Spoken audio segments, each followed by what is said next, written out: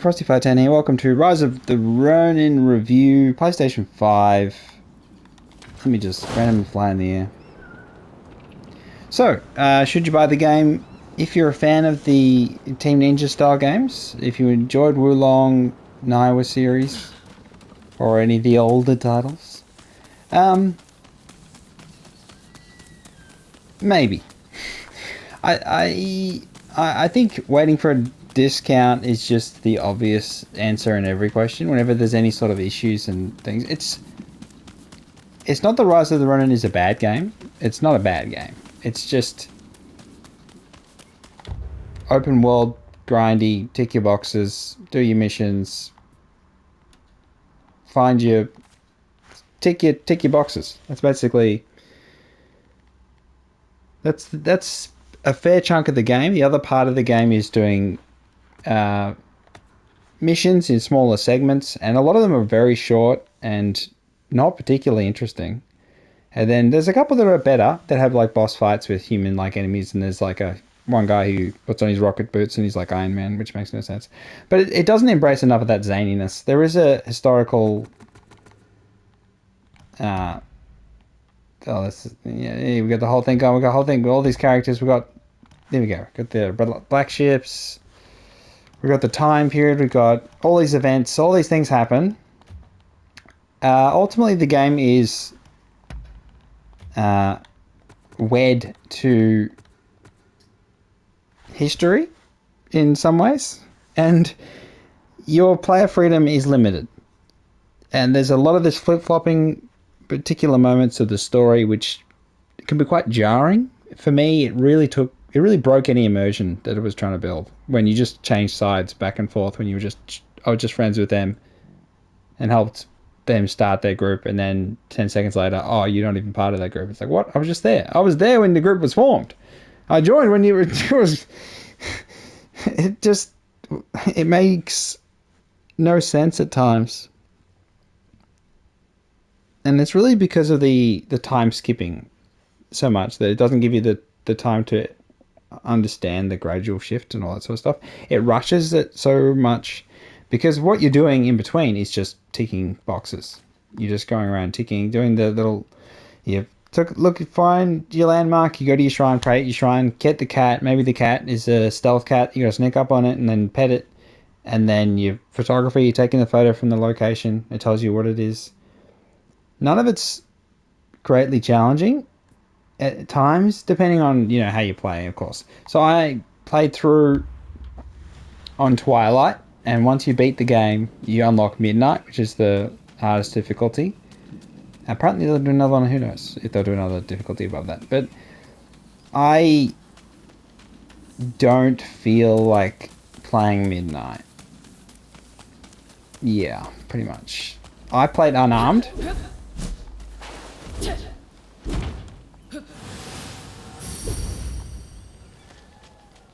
So Unarmed is pretty limited. You don't get your proper... Oh, sorry. You don't get your proper key pulse, so you can't regain stamina efficiently. It does take a lot of skill and getting used to it, but it's nothing really I don't know if I'd recommend it to others. It does sort of help with the story, because when you use Unarmed, you don't kill enemies, you just knock them down. So you incapacitate them. So at critical moments in the story, you'll have epic battles, boss battles, where if you were using a normal weapon, you would have sliced them up. You would have stabbed them a million times. But at the end of it, they're fine. It rarely lets you choose to kill people, and that means that you fight the same people again and again and again. And it's utterly illogical at times. It really does feel kind of stupid. But the combat itself is solid. Team Ninja, of course, so they know what they're doing. Look at the sun. And that's where the enjoyment will be, in just mindlessly grinding. It is a game where you can just lose yourself in the grind. Like, that's what all open world games are designed to do, where the player has options on how to approach things. Your stealth does work well, so you can use stealth. I use stealth a fair bit just to balance out the unarmed, because unarmed can be a bit taxing.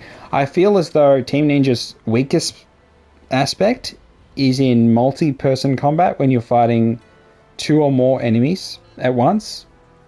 That's why they give you a lot of allies. So like basically the default is you have 2 buddies for most missions. So it's 3 people in a mission. There's some dojo fights, boss fight things where you're on your own, which is fair enough. But for the most part, you will have allies. You can buff them, but I wouldn't bother. Oh, my leg is all wobbly.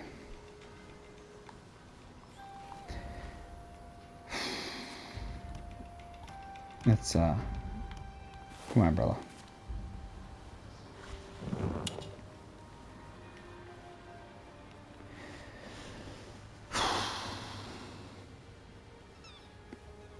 I'm not sure. Yeah, I mean, it's a big thing to go from single area, I mean, encapsulated levels with little zones, little areas that they can, hide a couple of secrets here and there, but to, a big open world, 3 different regions, so 3 big regions, and they're diverse environments, but at the same time, the characters carry the game, but then the story sort of ruins a lot of the characters, and takes away your decision making. But they're still good characters. They're still characters that the reason why they're still written about is because they are good, and they've elaborated on a couple of characters that don't have much. So they've given a lot to some, which is fair enough.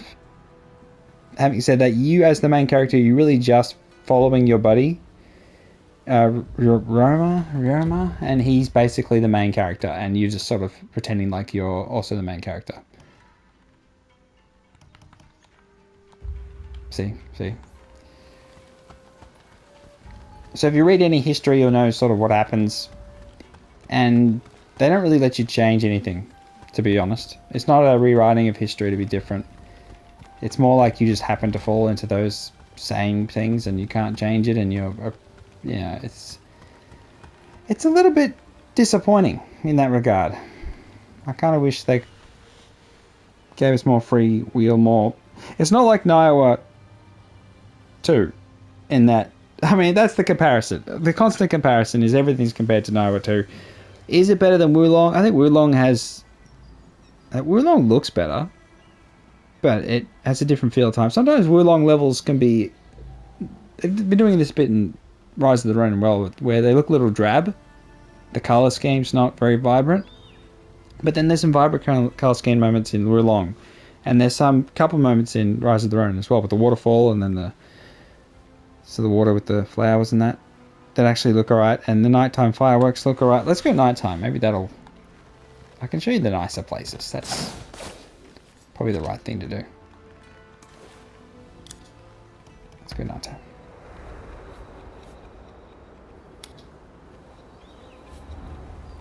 And then let's teleport to there. Am I disappointed about the game? Obviously not. I feel like I'm being a little harsh just because Niowa 2. I feel like Niowa 2 sort of created this atmosphere of slightly harsher critique in the Team Ninja fan community. And that's rightly or wrongly. It's just a burden it has to bear. As a first try at a massive open world game, I think you'd give a tick. You'd tick the box. But as far as being a breathtaking game that's going to be remembered forever, nah. I think they could have, again, solutions. I think they could have embraced the characters a little more and slowed down the time progression. Maybe reduce the number of characters so you could focus more on them. There's a lot of characters they introduce, huge amount of characters, and you can do romance stuff, but it's not really. You just give them enough gifts, which you can spam. If you have like 10 of a gift, you can just give them 10 at once and then just get your favorability levels up instantly. You do have a horse, but I didn't use my horse. The whole game I just ran around, and it wasn't a big issue at all.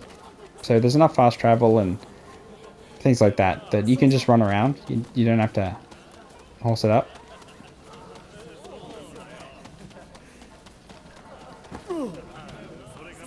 Gear. Let's go through gear. Okay. So I don't have a primary because I'm using fists. I tried out a couple of the weapons, and that was after I committed to doing unarmed, and I'm just like, I'll just stick with unarmed. That's what I went through. I didn't do the rock paper scissors system with the stances, so I didn't engage with that part of the game. So you do have to take that into account, that I was all in on punching them in the face. So yeah, that is important. This is an unarmed review, pretty much. Armor. The best armor in the game is the one you get after you beat it. You get the higher tier, and that one you can actually customize the slots a lot better. So you can temper this gear like you could basic gear in Iowa 2. So at the end of the game, they give you something they should have given you from the start, which is just beyond stupid. It's one of the dumb decisions. It's the sort of thing that, in terms of being widely accessible, I think giving players the chance to change any of the stats on any of their equipment, being able to actually swap out any of these, is from the get-go is really, really good. But instead they just give you the 5th slot that you can transfer one thing across. But then you unlock this one, and then you can actually, you beat the game, and then suddenly you get access to changing all of the things. They're just more expensive. But that said, I did find resource gathering and resource collection quite odd. There was a bottleneck for me in particular was this part here, the silk, which you need lots and lots and lots of silk to upgrade your armor, and I just never had any. I just use it all straight away. So I was bottlenecked by one material. Again, there's ways to grow it in the garden. You got to go back to your house regularly to pick it up, and you can buy small amounts. I do feel like they could have been a bit more liberal with that. Some of the materials, the money early on is you really don't have much at all, and then the upgrades cost a lot. So I feel like the upgrade cost is ridiculously high. The resource cost is high even after you get the upgrade that reduces the resource cost for upgrades. So I do feel as though it's not friendly to new players. But that said, you don't really need the armor too much. It doesn't make that big a difference because you can't swap stats between different pieces of armor. So you can't swap something from the gloves onto a hat. Otherwise, I'd have unarmed combat attack on every piece of gear, and then it'd actually be building a build. But yeah, that's just not the case. And it's sad. You can't specialize until, well, I suppose you're more specialized with the final tier of gear, which you get.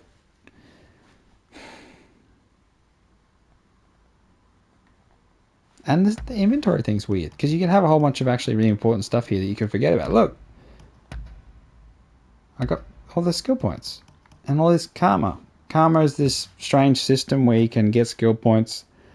It seems much more relevant at endgame when you go, wait a second, there's a whole other tree you unlock at the end that actually has some okay stuff on it, like increasing max health.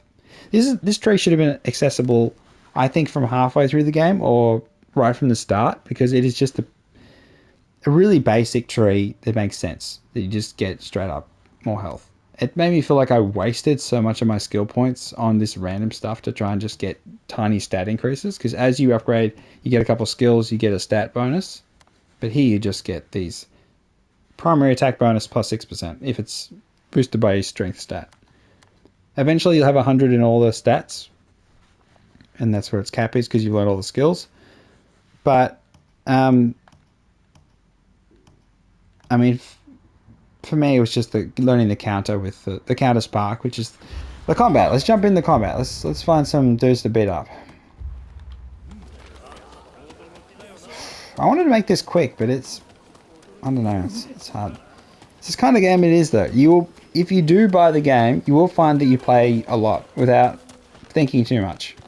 It just happens. You just go, I'll just do the next thing. Oh, I'll just fight the next group. I'll grab that cat over there. I'll just grab this. I'll just grab that. And everything rewards you with, again, a stat. So you can get another skill. But then it's just... I would have much preferred a proper RPG system where you increase your stats and you have a choice of what stats increase. I do feel like that's quintessential player choice. Oh, don't you dare.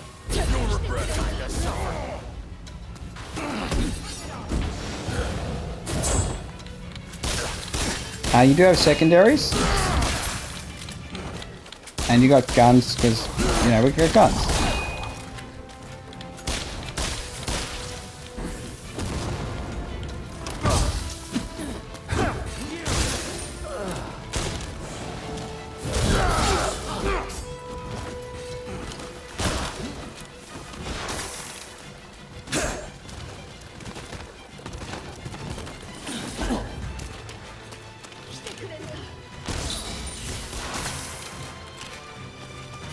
Where are you? Damn it. There's a...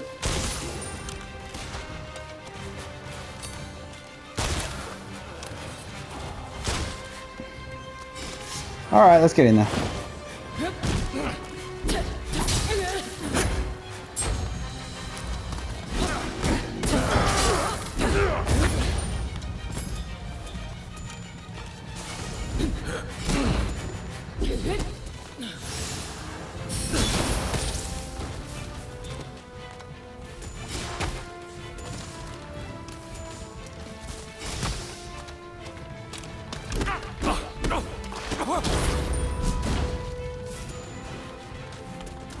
Alright, one enemy left. Where are they? The music and all that's fine. None of it bothers me. Oh, you can... A lot of the outposts, the larger outposts, you can help someone and they're another online player. So they're not the real person, they're just their character. So they bring in other people's character models throughout the world and they'll be riding horses or they'll help you with certain outposts. It's just nice to see them in the world, and you'll see their little dog that runs around. They did update it so you can't see like Zesty Bacon Bits constantly. And there's like a offline default character. So there's a couple of default characters that even if you didn't have internet connection, you'd still see someone running around, an NPC running around, make it seem like the world's alive sort of thing. Which I think more open world games will try. Sort of a pretend pseudo online multiplayer integration that makes it seem like it's more immersive that way.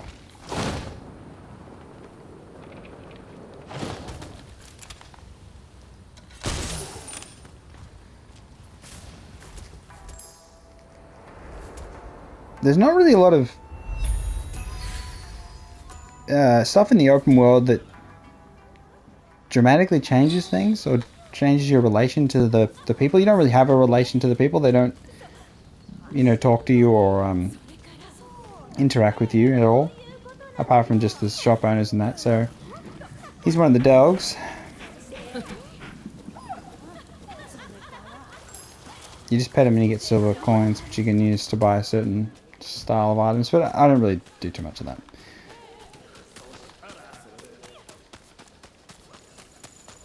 But yeah, running.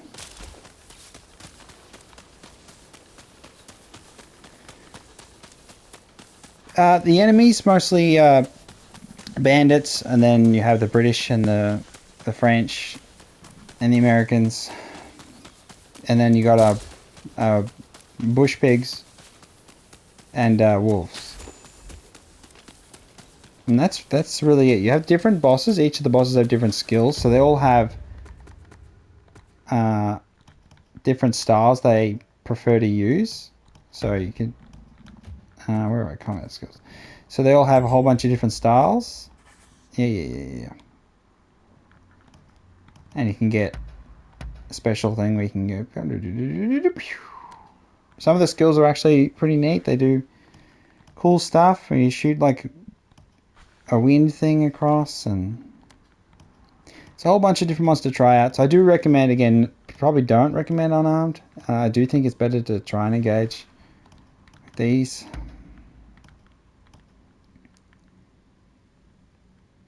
Some of them are just a bit elaborate, but you know, they're cool. They're cool. There's cool stuff going on. You can do your close up and get fire on your hands. One of the good things with unarmed in this is you can put an element on your attack.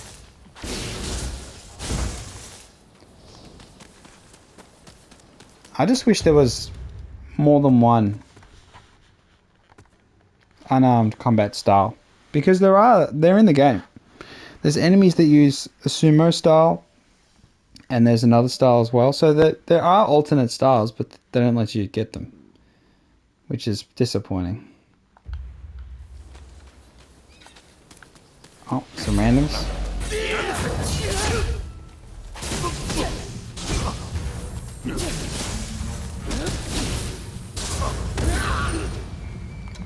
But the counters is where the game tries to shine. Here we go. Come on. Oh, that's my counter. And that's me missing it. There we go.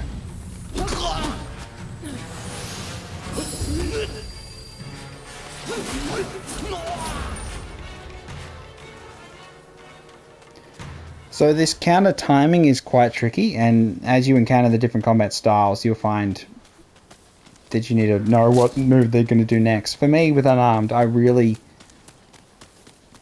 try to put a lot of pressure on them. So a lot of building up key damage, even if they're blocking, just to slowly whittle them down. And that's why I'm glad the most recent update meant that there was a melee key consumption reduction, as well as giving the charge attack a bit more invisibility frames? I don't know what they were on about. Invincibility frames are supposed to have, but yeah. I don't know. I feel like I'm rambling on. I'm going to be circling around the same point though. Is that there's a lot. I don't know if I'd say there's a lot of potential here. This is the weird thing about it. Team Ninja are they're very efficient. They pump out the games. They haven't embraced some of the graphical improvements of consoles, but having said that, you know, they're trying. There's some frame issues here and there, but nothing too egregious.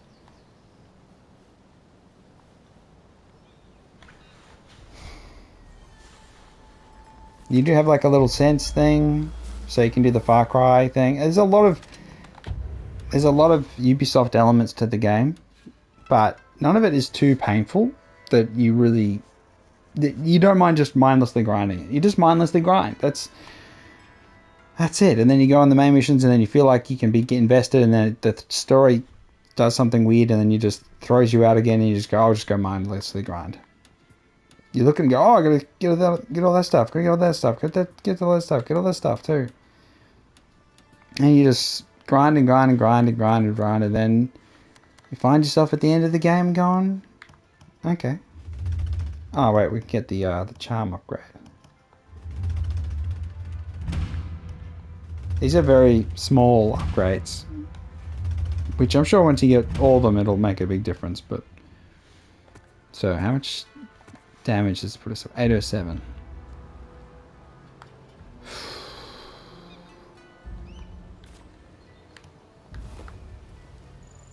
Look. Online multiplayer is alright. Let's jump to a thing and then see if we can. Go to my house.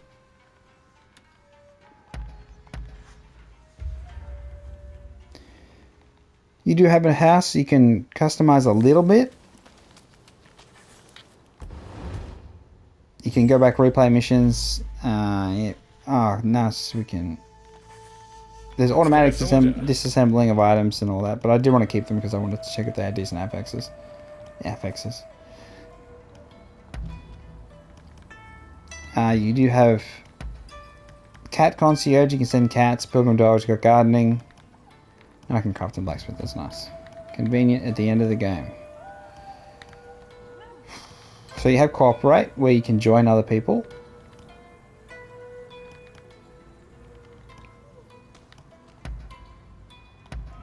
So we can just randomly try and join people. There are people playing, so one of the good things about, again, one of the best things about the Rise of the Ronin is that you can interact with the people who've moved on from Naiwa 2. They moved to Wulong, maybe, or maybe not, and they've come to Rise of the Ronin. The online community's pretty good, pretty damn good, usually. So, oh, that's my damn mic on talkie. Usually all the mics are muted, so we'll see. I'm just trying to remember what mission this is. Okay, that way.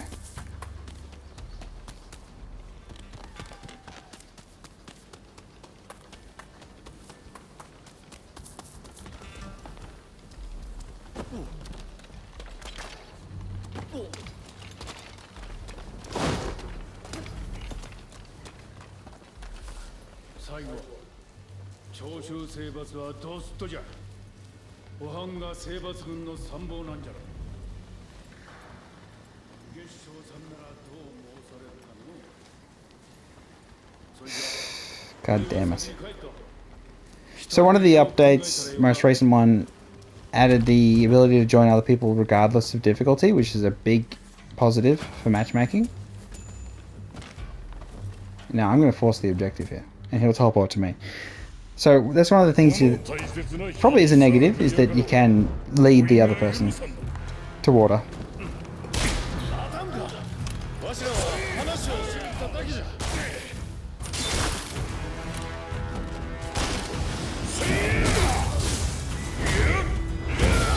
Grapples are pretty hard to get out of.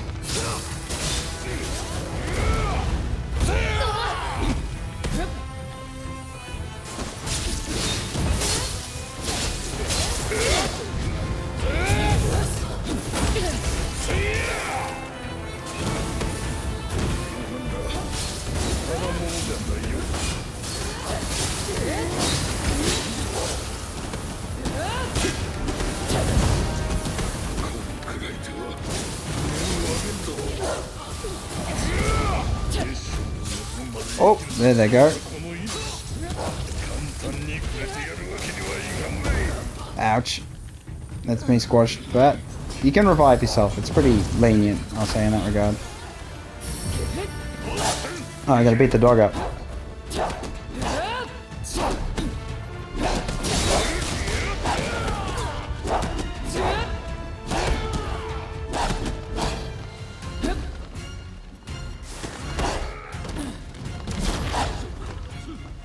That's why I play unarmed, so I don't kill any dogs.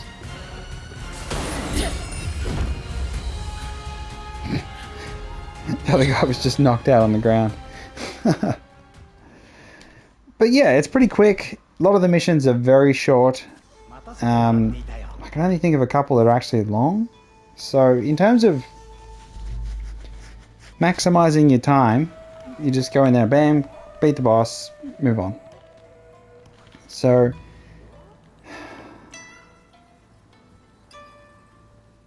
yeah, it's very different to Naiwa most of the time. Some Naiwa missions are a bit shorter, but for the most part they're hearty, so you got a bit to do, a bit to eat on the menu. But here you just it's fast food, mindless grinding, and I think let's go to the really nice place. Yeah, let's go over here.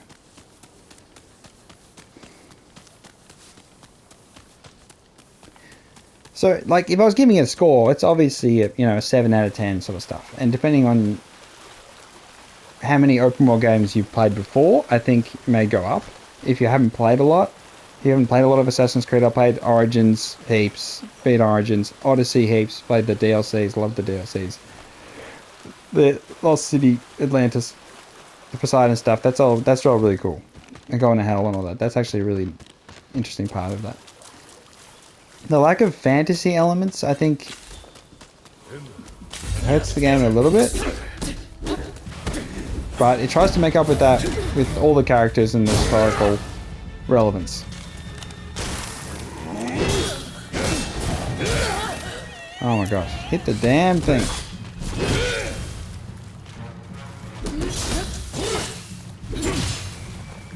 Sometimes you just miss every counter spark, every counter, and you just look like a damn fool.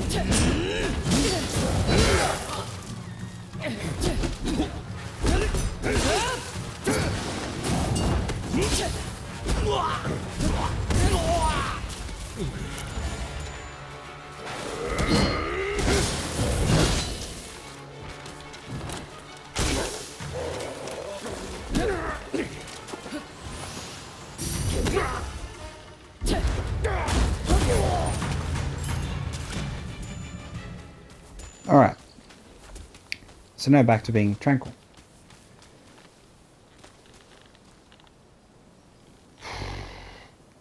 It's a game that can capture your attention. It can do that. It can get you just passing the time.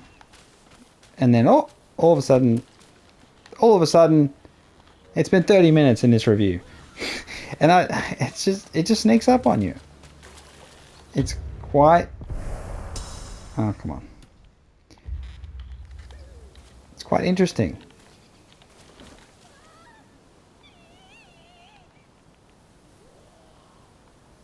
I don't know what I'm doing.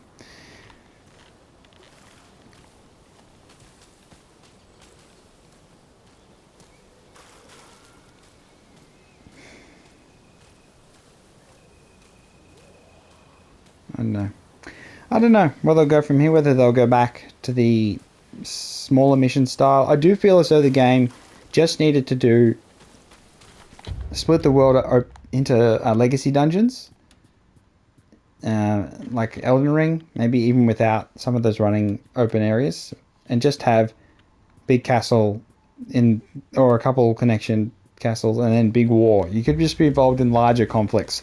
Again, their weakness with having you versus multiple enemies is the big challenge they've got to find a way to overcome. Because if they can, I think they can do more epic battles, with hundreds of soldiers or thousands of soldiers, and do something more epic. So they could go older. So they could go, as in, further back in time in Japanese history and do some big battles. But then, you're looking at like Samurai Warriors sort of style or Dynasty Warriors, and then trying to incorporate lots of enemies with the solid Team Ninja combat, and then try and bridge that gap between them so you can battle multiple enemies at once. It's a tricky ask, but maybe the answer is just time, because they do like to do a lot of projects, so they'll just keep making stuff. That's just what they do, Team Ninja. Depending on the sales, I doubt they'll do a sequel to Rise of the Ronin. It just wouldn't make any sense, really. But they could do another open world and just do one area and make it much more vibrant, more interesting.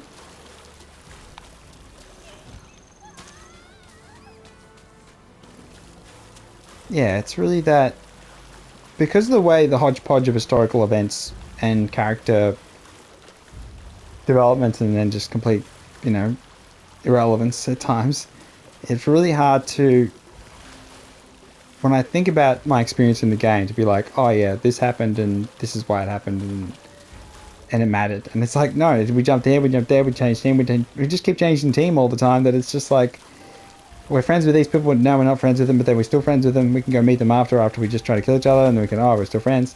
It's so weird. I would have preferred, again, that they weren't just, you're following another historical character around pretending like you're them, when you're really just following their journey. It would be better if they made their own journey. But that said, that's one of their challenges, is they've got to make a unique character with a unique journey, and one where you can make decisions that actually matter and willingly change history in a way that's, meaningful and rewarding. And I don't know if they're capable. I don't know. Because this isn't Ghost of Tsushima. It's much closer to a Assassin's Creed style game. And I think when Assassin's Creed Red comes out, and then have the male and female protagonists working alongside Noda, the main man, the Yoda Oda. He's big ninja dude, the slave he saved. it'll be interesting to see how that works, because it will be quite similar to the Twin Blades, which is the premise of this game, where you and your buddy both, work together. It'd be interesting. I could see Assassin's Creed being Red being a better game, but weaker in the actual combat, melee combat, but being stronger in the stealth and the world style. I think it'll look a lot better, because Odyssey and Origins look better than this, and they're more interesting worlds, but they still have their areas where they're a bit I know it's odd. Like they've refined the formula over time, but they haven't excelled to the point of something crazy. With Ubisoft, they just tend not to push the boundaries too far, which is sad. Team Ninja making this game really is pushing their boundaries. So it's like you want to encourage developers to experiment and try new things without being too harsh.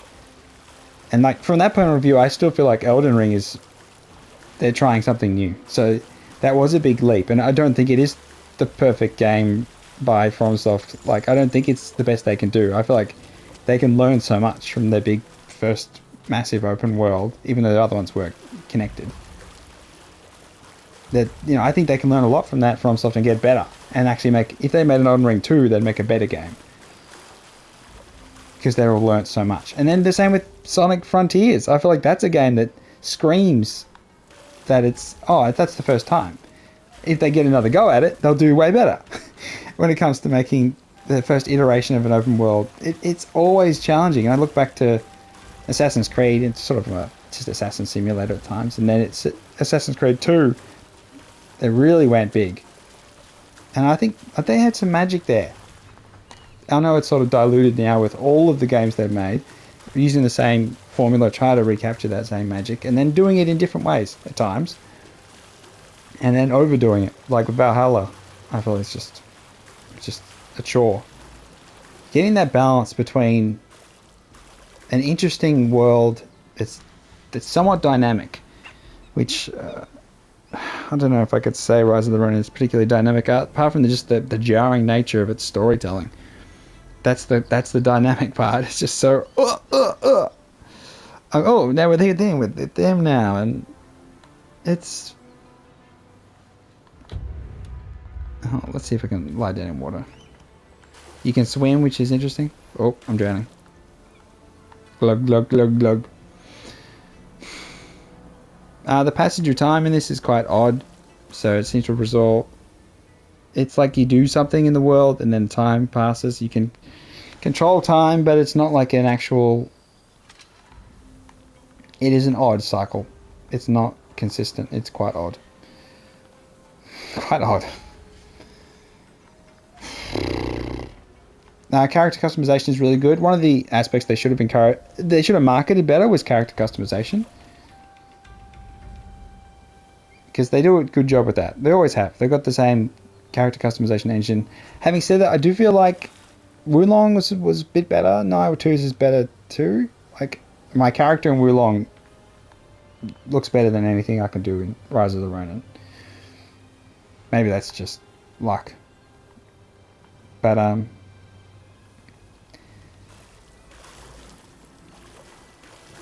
don't know. Your footsteps change sound depending on what shoes you wear. It's just.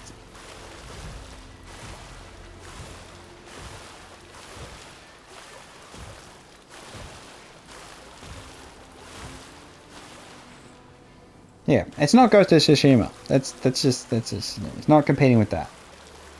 Even though, it may seem like it. It's not. It's definitely trying to get in before the new Assassin's Creed set in Japan. And then it'll be between those two, I think, the comparison ultimately. Which is better.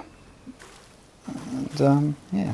Will it have a cult following? Yes, Team Ninja games always have a cult following, but I can't see, at the minute, I can't see why I'd keep playing. And I don't want to start a new world and tick the boxes, or I don't want to go for platinum and tick every box, because it's doing the same thing again and again and again and again and again and again. It's like I've already, collected the cat, collected the cat, collected the cats, open the treasure chest, do the glider training, the horseback shooting training, caught the fugitives for beating up the bandit guy. Looks the same as that other bandit guy, but then that one's got claws. Oh, good for him, he's tall. Um, there's not nearly enough diversity in the enemies. I do feel like that's probably the biggest sadness for me, is I really enjoyed the yokai, the monster demon folklore enemies in Niowa. And I enjoyed, we're long. The large, big bosses, the big monsters. And I felt like that brought a lot of variety to the game. That really took a lot of pressure off at times. And here, it's just all the humans, and then you actually care about them, but you battle them and then stab them 50 times, and then, no, right, they're fine. It's so odd. Again, who dies and who doesn't die it's just all history stuff. It doesn't feel like... I mean, there's only a couple early choices that actually matter. One character that you can save, and actually they'll help you in a whole bunch of missions, but I killed them. And at the end you get a choice, which is nice, but I don't know. I'm just sort of... so weird. Such a weird game, because you can play for hours and hours and not think too much, and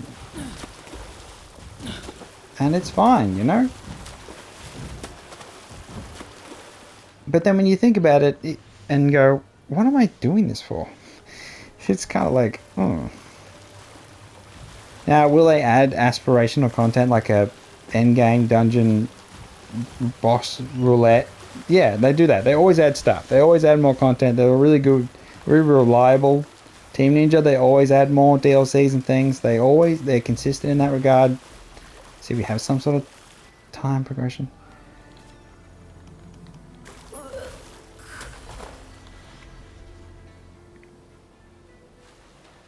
So it's not going anywhere. I don't think you'll feel, even if the online community shrinks, I don't think you'll be too worried, honestly. They're very brief interactions with other players, and the missions are so short.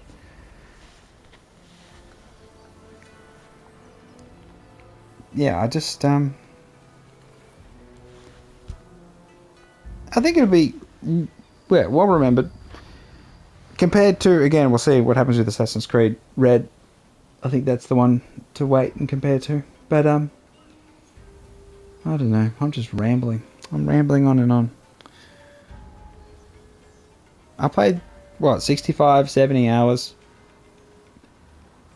And I don't feel like I don't feel like I'll never play it again. It's kind of odd. It doesn't, it's very mild to the taste. It doesn't go down bad. It doesn't have a sour taste in my mouth. Everything's palatable. Nothing's offensive. Nothing's too egregious. Except maybe I think the crafting could have been a lot better. I feel like they could have been a lot kinder in that regard. But then again, you don't need to engage with it too much. You just pick the bigger number defense and don't even worry about the rest. And you'll be fine. It's got a lower difficulty, which is great for the dojo stuff if you're struggling. So it means that you can get some things that otherwise would be more challenging.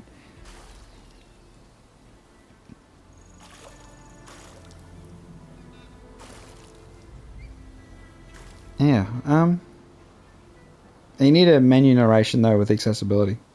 It has to be on by default. People don't understand that. It's just an obvious thing. Oh, let's follow the shadow.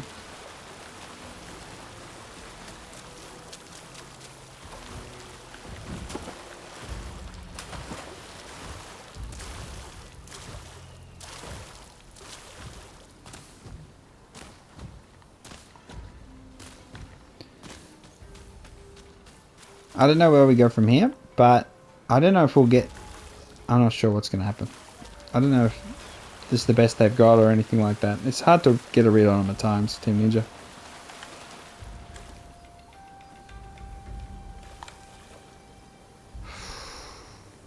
But yeah. Tell me what you think. You played the game. You think it's the best game ever. Give me your reasoning. If you've played it for 5 minutes and that was enough, give me your reasoning. I was playing through, happy to... I had moments where I felt like the story was good, and then it just went, ugh. And it really soured that part of it. But everything else was fine and non-offensive.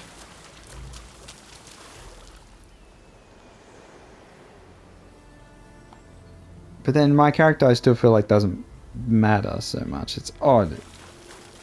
Like, I didn't have dialogue decisions that actually mattered. They sort of pretended to matter. They really didn't have any impact at all. Like, I still feel like my character is nothing. Like, you could remove my character and it'd be fine. Like, everything, yeah, it's fine. So that's kind of a massive failure when it comes to the inserting yourself in the story and feeling like you're a part. It's kind of like you are, but you're not. I just look silly in cutscenes, not wearing much clothes. That said, I was wearing clothes before, but then I got to a point where I just like, I didn't want to wear them no more. I was just like, eh, I was over it. I was over clothes.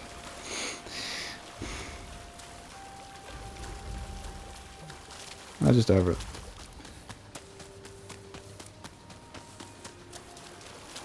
But yeah, solid combat. I don't recommend unarmed. It's tough. But then again, it simplifies things. So it has some positives in that regard. Pet the dogs.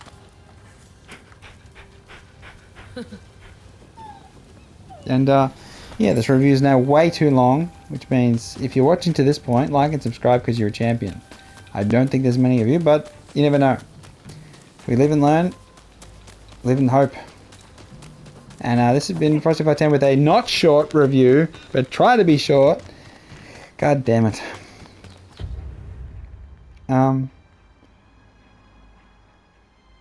Yeah. Alright, let's go to the main menu. Yeah, let's save it.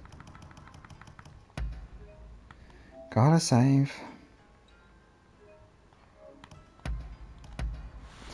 Alright. Rise of the Ronin, wait for a discount. I don't think you'd be too disappointed if you have the right expectations. And then if you came in thinking it was going to be Elden Ring, I think you'd be massively disappointed. But, yeah, that's Rise of the Ronin. I think it'd be a little bit polarizing, but in the small communities where they don't hear a lot of negatives, I'm sure they'll think it's a good game. Which it isn't. It is a good game. It's nothing spectacular. It's a grindy, easy to swallow dinner that you'll never think about too much afterwards. Yeah. Alright, it's been Frosty 510. Like and subscribe. Complain in the comments. And I'll catch you next time. Wait for a big discount, like a big one. Not a little one, a big discount. Ideally, like 50%, 40% off. That's the sweet spot. Alright, see ya.